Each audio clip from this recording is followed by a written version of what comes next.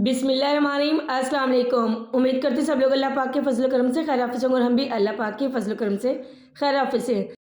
माशाल्लाह जी, मेरे बेटे ज़ावियर की बुक्स जो बाइंडिंग होकर आ चुकी थी और ये देखे जी मैंने उसकी नोटबुक्स भी ले ली थी और अब इंशाल्लाह मैंने उसे स्कूल भेजना स्टार्ट कर देना है।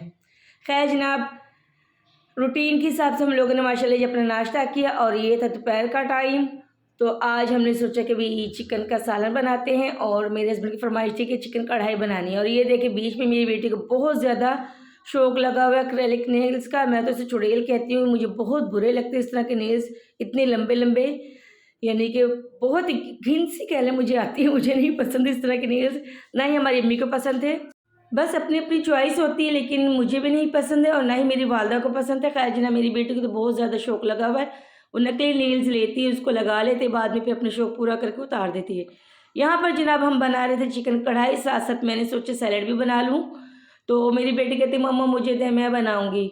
मुझे इसके ऊपर इतना गुस्सा आ रहा था कि इसने इतने बड़े नेल्स लगाए हुए, वो नकली के नेल्स थे, लेकिन यानी कि अजीब सा मुझे उससे ना कॉफ सी हो रही थी, फील हो रहा था। खैर जनाब, हमारा जो सालन था वो तैयार हो रहा था, साथ साथ में मैंने आटा भी गूंद लिया था और मैंने पेड़े बना कर रख लिए थे। अभी मैं पेड़े बना ही रही थी, मेरी सिस्टर की कॉल आ गई थी कि हम वरीशा के लिए कोर्स लेकर आ रहे हैं।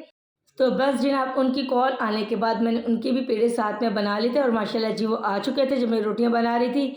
अच्छा, मज़े की एक बात बताऊँ, जब हम लोग दस्तरखान पर खाने लगाने लगे तो अचानक से हमारे छोटे भाई और भाभी आ गए और ये छीले के बाद हमारी भाभी फर्स्ट टाइम मेरे घर आई थी तो वो लेकर आई थी मिठाई का डब्बा।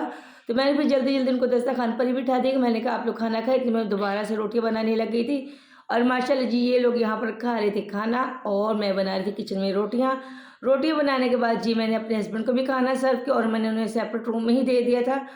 मैंने उन्हें कहा आप यहाँ पर खाना खा लें, क्योंकि काफ़ी ज़्यादा टाइम हो रहा था।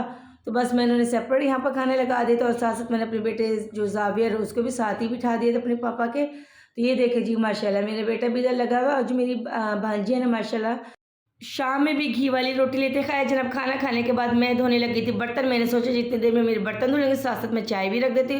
और यहाँ पर जनाब मेरी चाय होने वाली थी तैयार। मैंने अपनी बेटी से कहा कि कप्स में चाय डालो और अंदर सर्व करके, ताकि मैं किचन अच्छे तरीके से साफ़ कर लूँ। और साथ में फिर जी हमने रख दी थी मिठाई और यकीन करें सारे बच्चे बहुत ज़्यादा एक्साइटेड थे मिठाई देखकर।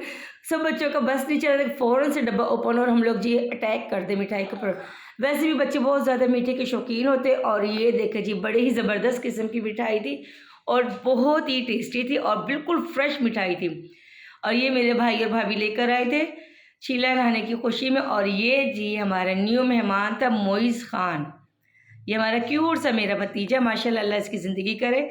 इसके बाद जी मेरी सिस्टर ने कहा कि जो आपकी नंद ने गिफ्ट दिया हमें वो भी दिखाएं। मैं उन्हें गिफ्ट दिखाने लगी थी तो साथ साथ में आ गई थी किचन में।